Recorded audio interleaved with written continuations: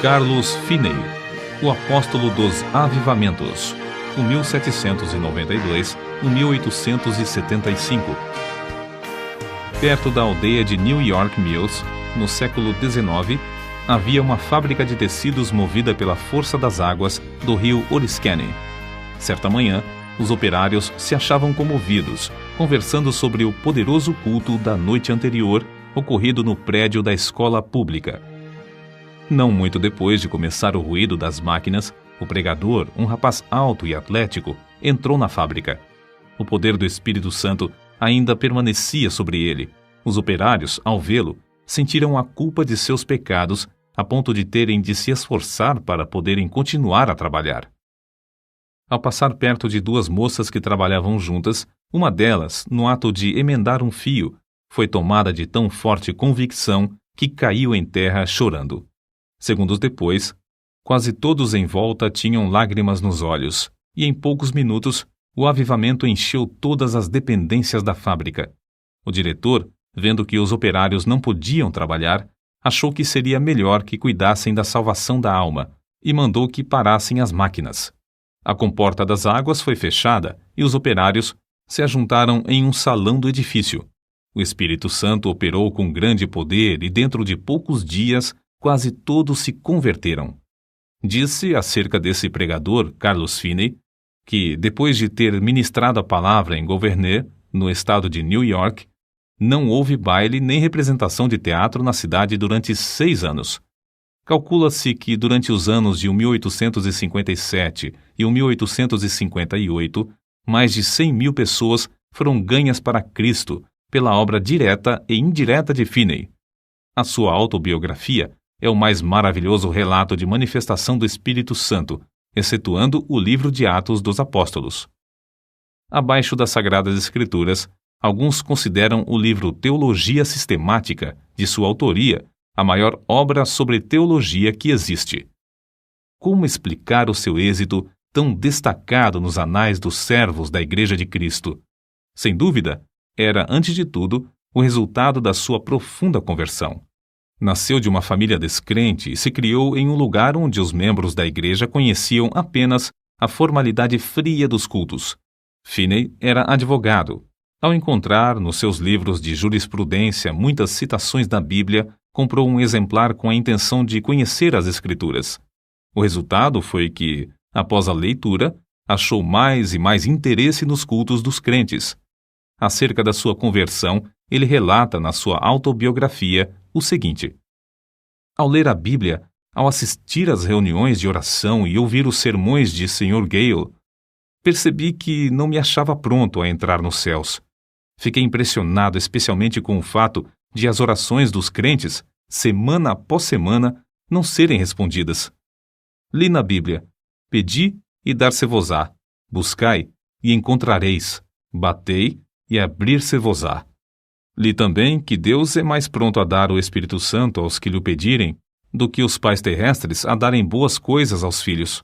Ouvi os crentes pedirem um derramamento do Espírito Santo se confessarem, depois que não receberam.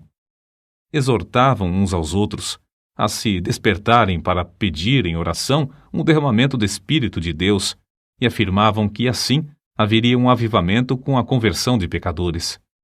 Mas, ao ler mais a Bíblia, vi que as orações dos crentes não eram respondidas porque não tinham fé, isto é, não esperavam que Deus lhes daria o que pediam. Entretanto, com isso, senti um alívio acerca da veracidade do Evangelho e fiquei convicto de que a Bíblia, apesar de tudo, é a verdadeira Palavra de Deus. Foi num domingo de 1821 que assentei no coração resolver o problema sobre a salvação da minha alma e ter paz com Deus. Apesar das minhas grandes preocupações como advogado, resolvi seguir rigorosamente a determinação de ser salvo. Pela providência de Deus, não me achei muito ocupado nem segunda nem terça-feira, e consegui passar a maior parte do tempo lendo a Bíblia e orando. Mas ao encarar a situação resolutamente, achei-me sem coragem para orar, sem tapar o buraco da fechadura. Antes, deixava a Bíblia aberta na mesa com os outros livros, e não me envergonhava de lê-la diante do próximo. Mas então, se entrasse alguém, eu colocaria um livro aberto sobre a Bíblia para escondê-la. Durante a segunda e a terça-feira, a minha convicção aumentou, mas parecia que o coração se havia endurecido. Eu não podia chorar nem orar. Terça-feira, à noite, senti-me muito nervoso e parecia-me estar perto da morte. Reconhecia que, se eu morresse, por certo iria para o inferno. De manhã cedo, fui para o gabinete. Parecia que uma voz me perguntava: por que esperas? Não prometeste dar o coração a Deus? O que experimentas fazer? Alcançar a justificação pelas obras? Foi então que vi claramente, como qualquer vez depois, a realidade e a plenitude da propiciação de Cristo. Vi que sua obra era completa, e em vez de eu necessitar de uma justiça própria para Deus me aceitar, tinha de sujeitar-me à justiça de Deus por intermédio de Cristo. Sem o saber, fiquei imóvel. Não sei por quanto tempo, no meio da rua, no lugar onde a voz de dentro se dirigiu a mim. Então, me veio a pergunta: aceitá-lo-ás agora? Hoje? Repliquei: aceitá-lo-ei hoje, ou me esforçarei para isso até morrer. Em vez de ir ao gabinete, voltei para entrar na floresta, onde podia derramar a alma sem alguém me ver nem me ouvir. Porém, o meu orgulho continuava a se manifestar. Passei por cima de um alto e andei furtivamente atrás de uma cerca, para que ninguém me visse, e pensasse que ia orar. Penetrei dentro da mata a cerca de meio quilômetro, onde achei um lugar mais escondido entre algumas árvores caídas. Ao entrar, disse a mim mesmo: entregarei o coração a Deus, ou então não sairei daqui. Mas, ao tentar orar, o coração não queria. Pensara que, uma vez sozinho, onde ninguém pudesse ouvir-me, podia orar livremente. Porém, ao experimentar fazê-lo, achei-me sem coisa alguma a dizer a Deus. Toda vez que tentava orar, parecia-me ouvir alguém chegando. Por fim, achei-me quase em desespero. O coração estava morto para com Deus e não queria orar. Então, reprovei-me a mim mesmo por ter me comprometido a entregar o coração a Deus antes de sair da mata. Comecei a pensar que Deus já me tivesse abandonado. Achei-me tomado de uma fraqueza demasiadamente grande para ficar de joelhos. Foi justamente nessa altura que pensei novamente que eu via alguém se aproximando e abri os olhos para ver. Logo foi-me revelado que o orgulho do meu coração era a barreira entre mim e a minha salvação. Fui vencido pela convicção do grande pecado de eu envergonhar-me se alguém me encontrasse de joelhos perante Deus, e bradei em alta voz que não abandonaria o lugar, nem que todos os homens da terra e todos os demônios do inferno me cercassem.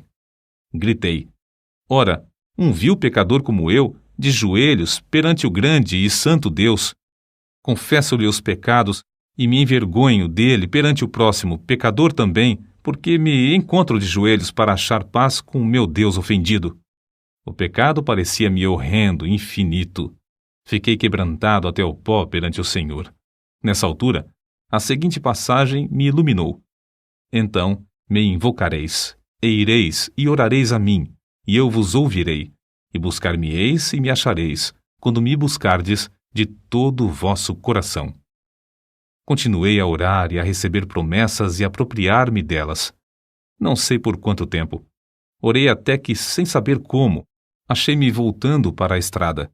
Lembro-me de que disse a mim mesmo: se eu me converter, pregarei o Evangelho. Na estrada, voltando para a aldeia, certifiquei-me da preciosa paz e da gloriosa calma na minha mente. Que é isso? Perguntei-me a mim mesmo. Entristecera eu o Espírito Santo até retirar-se de mim? Não sinto mais convicção. Então, lembrei-me de que dissera a Deus que confiaria na sua palavra. A calma de meu espírito era indescritível. Fui almoçar, mas não tinha vontade de comer. Fui ao gabinete, mas meu sócio não voltara do almoço. Comecei a tocar a música de um hino no rabecão, como de costume. Porém, ao começar a cantar as palavras sagradas, o coração parecia derreter-se e só podia chorar. Ao entrar e fechar a porta atrás de mim, parecia-me ter encontrado o Senhor Jesus Cristo face a face. Não me entrou na mente, na ocasião, nem por algum tempo depois, que era apenas uma concepção mental. Ao contrário, parecia-me que eu o encontrara como encontro qualquer pessoa. Ele não disse coisa alguma, mas olhou para mim de tal forma que fiquei quebrantado e prostrado aos seus pés. Isso, para mim, foi, depois, uma experiência extraordinária, porque parecia-me uma realidade, como se ele mesmo ficasse em pé perante mim, e eu me prostrasse aos seus pés, e lhe derramasse a minha alma. Chorei alto e fiz tanta confissão quanto foi possível entre soluços. Parecia-me que lavava os seus pés com as minhas lágrimas. Contudo, sem sentir ter tocado na sua pessoa. Ao virar-me para me sentar, recebi o poderoso batismo com o Espírito Santo. Sem o esperar, sem mesmo saber que havia tal para mim, o Espírito Santo desceu de tal maneira que parecia encher-me corpo e alma. Senti-o como uma onda elétrica que me traspassava repetidamente. De fato, parecia-me como ondas de amor liquefeito, porque não sei outra maneira de descrever isso. Parecia o próprio fôlego de Deus. Não existem palavras para descrever o maravilhoso amor derramado no meu coração. Chorei de tanto gozo e amor que senti. Acho melhor dizer que exprimi, chorando em alta voz, as inundações indizíveis do meu coração. As ondas passaram sobre mim, uma após outra, até eu clamar: morrerei, se estas ondas continuarem a passar sobre mim. Senhor, não suporto mais. Contudo, não receava a morte. Não sei por quanto tempo este batismo continuou a passar sobre mim e por todo o meu ser, mas sei que era já noite quando o dirigente do coro veio ao gabinete para me visitar. Encontrou-me nesse estado de choro, aos gritos, e perguntou: Sr. Finney, que tem? Por algum tempo não pude responder-lhe. Então ele perguntou mais: Está sentindo alguma dor? Com dificuldade, respondi: Não, mas sinto-me demasiado feliz para viver. Saiu e, daí a pouco, voltou acompanhado por um dos anciãos da igreja. Esse ancião sempre foi um homem de espírito ponderado e quase nunca ria. Ele, ao entrar, encontrou-me no mesmo estado, mais ou menos como quando o rapaz o foi chamar. Queria saber o que eu sentia e eu comecei a lhe explicar. Mas, em vez de responder-me, foi tomado de um riso espasmódico. Parecia impossível evitar o riso que procedia do fundo do seu coração. Nessa altura, entrou certo rapaz que começara a frequentar os cultos da igreja. Presenciou tudo por alguns momentos, até cair ao chão em grande angústia de alma, clamando: Orem por mim! O ancião da igreja e o outro crente oraram, e depois Finney também orou. Logo após todos se retirarem, deixando Finney sozinho. Ao deitar-se para dormir, Finney adormeceu, mas logo acordou por causa do amor que lhe transbordava ao coração. Isso aconteceu repetidas vezes durante a noite. Sobre isso, ele escreveu depois: Quando me acordei de manhã, a luz do sol penetrava no quarto. Faltam-me palavras para exprimir os meus sentimentos ao ver a luz do sol. No mesmo instante, o batismo do dia anterior voltou sobre mim. Ajoelhei-me ao lado da cama e chorei pelo gozo que sentia. Passei muito tempo sem poder fazer coisa alguma senão derramar a alma perante Deus. Durante o dia, o povo se ocupava em falar da conversão do advogado. Ao anoitecer, sem qualquer anúncio do culto, ajuntou-se uma multidão no templo. Quando Finney relatou o que Deus fizera na sua alma, muitos foram profundamente tocados. Um sentiu-se tão convicto que voltou a casa sem o chapéu. Certo advogado afirmou: É claro que ele é sincero, mas que enlouqueceu é evidente. Finney falou e orou com grande liberdade. Realizavam-se cultos todas as noites por algum tempo, aos quais assistiam pessoas de todas as classes. Esse grande avivamento espalhou-se para muitos lugares em redor. Finney continuou: Por 8 dias, depois da sua conversão, o meu coração permanecia tão cheio que não sentia desejo de comer nem de dormir. Parecia-me que tinha um manjar para comer que o mundo não conhecia. Não sentia necessidade de alimentar-me nem de dormir. Por fim, cheguei a ver que devia comer como de costume e dormir quanto fosse possível. Grande poder acompanhava a palavra de Deus. Todos os dias, admirava-me ao notar como poucas palavras, dirigidas a uma pessoa, traspassavam-lhe o coração como uma seta. Não demorei muito em ir visitar meu pai. Ele não era salvo. O único membro da família que fizera a profissão de religião era meu irmão mais novo.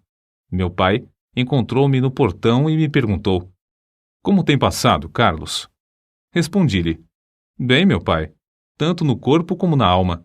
Meu pai, o senhor já é idoso.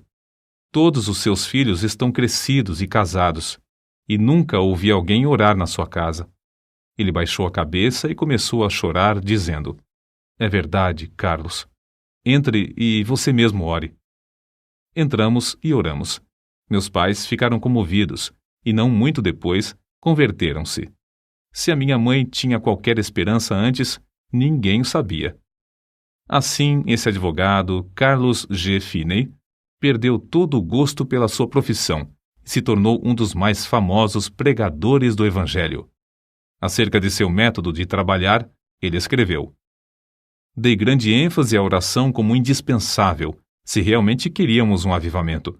Esforçava-me por ensinar a propiciação de Jesus Cristo, sua divindade, sua missão divina, sua vida perfeita, sua morte vicária, sua ressurreição, a necessidade de arrependimento e de fé, a justificação pela fé e outras doutrinas que se tornaram vivas pelo poder do Espírito Santo. Os meios empregados eram simplesmente pregação, cultos de oração, muita oração em secreto, intensivo evangelismo pessoal e cultos para a instrução dos interessados. Eu tinha o costume de passar muito tempo orando. Acho que, às vezes, orava realmente sem cessar.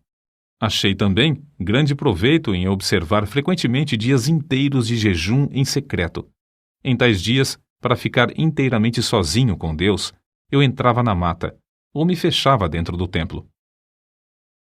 Vê-se no seguinte relato a maneira como Finney e seu companheiro de oração, o irmão Nash, bombardeavam os céus com as suas intercessões. Quase 1 quilômetro distante da residência do Sr. S., morava certo adepto do universalismo. Nos seus preconceitos religiosos, recusava-se a assistir aos cultos. Certa vez, o irmão Nash, que se hospedava comigo na casa do Sr. S., retirou-se para dentro da mata para lutar em oração, sozinho, bem cedo de madrugada, conforme seu costume. A atmosfera era tal nessa ocasião que se ouvia qualquer som de longe. O universalista, ao levantar-se de madrugada, saiu de casa e ouviu a voz de quem orava e, apesar de não compreender muitas das palavras, reconheceu quem orava. E isso traspassou-lhe o coração como uma flecha. Sentiu a realidade da religião como nunca. A flecha permanecia, e ele achou alívio somente crendo em Cristo. Acerca do espírito de oração, Finney afirmou que era coisa comum nesses avivamentos os recém-convertidos se acharem tomados pelo desejo de orar noites inteiras até lhes faltarem as forças físicas. O Espírito Santo constrangia grandemente o coração dos crentes, que sentiam constantemente a responsabilidade pela salvação das almas imortais. A solenidade da mente se manifestava no cuidado com que falavam e se comportavam. Era muito comum encontrar crentes juntos, caídos de joelhos em oração, em vez de ocupados em palestras. Em certo tempo, quando as nuvens de perseguição enegreciam cada vez mais, Finney, como era seu costume, sob tais circunstâncias, sentia-se dirigido a dissipá-las, orando. Em vez de falar pública ou particularmente acerca das acusações, ele orava. Acerca da sua experiência, escreveu: "Eu olhava para Deus com grande anelo, dia após dia, rogando que ele me mostrasse o plano a seguir e a graça para suportar a borrasca. O Senhor mostrou-me, em uma visão, o que eu tinha de enfrentar. Ele chegou-se tão perto de mim, enquanto eu orava, que a minha carne literalmente estremecia sobre os ossos. Eu tremia da cabeça aos pés, sob o pleno conhecimento da presença de Deus." Acrescentamos mais um exemplo, tirado da sua autobiografia, que mostra a maneira com que o Espírito Santo operava em sua pregação. "Ao chegar na hora anunciada para iniciar o culto, achei o prédio da escola repleto, por isso tive de ficar em pé perto da entrada. Cantamos um hino, isto é, o povo pretendia cantar. Entretanto, Eles não tinham o costume de cantar os hinos de Deus e cada um desentoava à sua própria maneira. Não podia conter-me. Lancei-me de joelhos e comecei a orar. O Senhor abriu as janelas dos céus, derramou o espírito de oração e entreguei-me de toda a alma a orar. Não escolheram um texto, mas logo ao levantar-me dos joelhos, eu disse: Levantai-vos, saí deste lugar, porque o Senhor há de destruir a cidade. Acrescentei que havia 2 homens, um se chamava Abraão e outro Ló. Contei-lhes como Ló se mudara para Sodoma. O lugar era excessivamente corrupto. Deus resolveu destruir a cidade e Abraão orou por Sodoma. Mas os anjos acharam somente um justo lá. Era Ló. Os anjos disseram: Tens alguém mais aqui? Teu genro e teus filhos e tuas filhas e todos quantos tens nessa cidade, tira-os fora deste lugar, porque nós vamos destruir este lugar, porque o seu clamor tem engrossado diante da face do Senhor, e o Senhor nos enviou a destruí-lo. Ao relatar estas coisas, os ouvintes se mostraram irados a ponto de me açoitarem.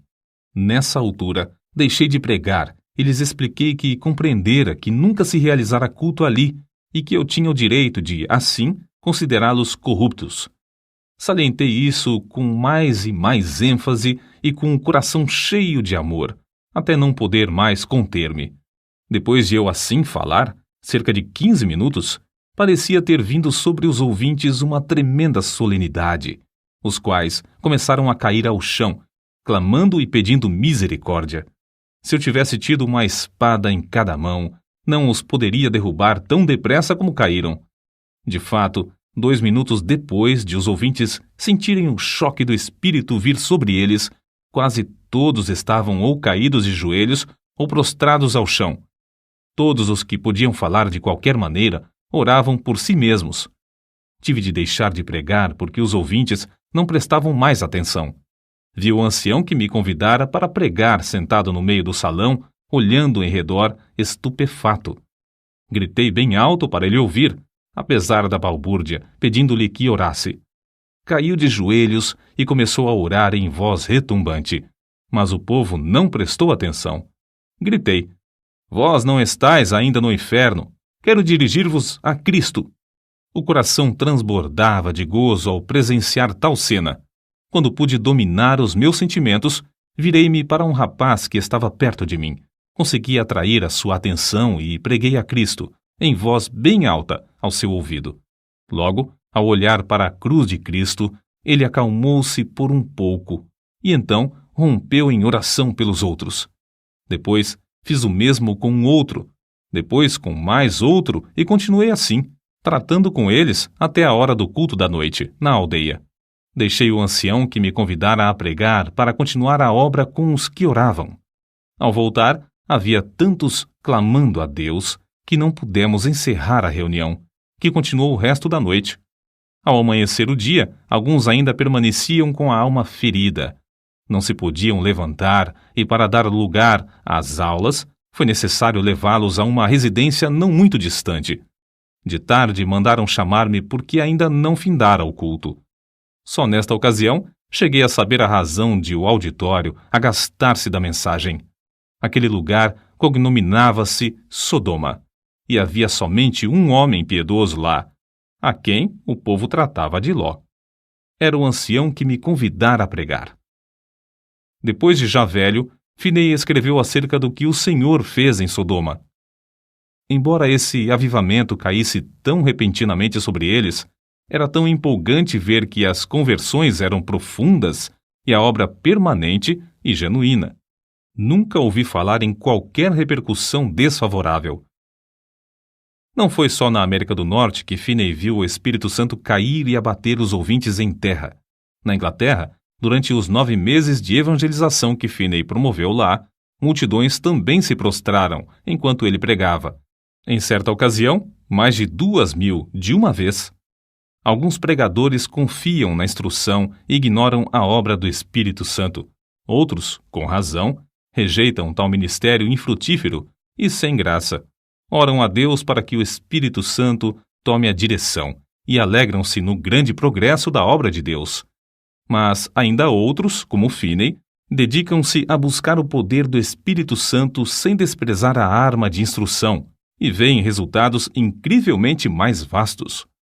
Durante os anos de 1851 a 1866, Finney foi diretor do Oberlin College e ensinou a um total de 20.000 estudantes. Dava mais ênfase ao coração puro e ao batismo no Espírito Santo do que à preparação do intelecto. O resultado foi que, de Oberlin, saiu uma corrente contínua de alunos cheios do Espírito Santo.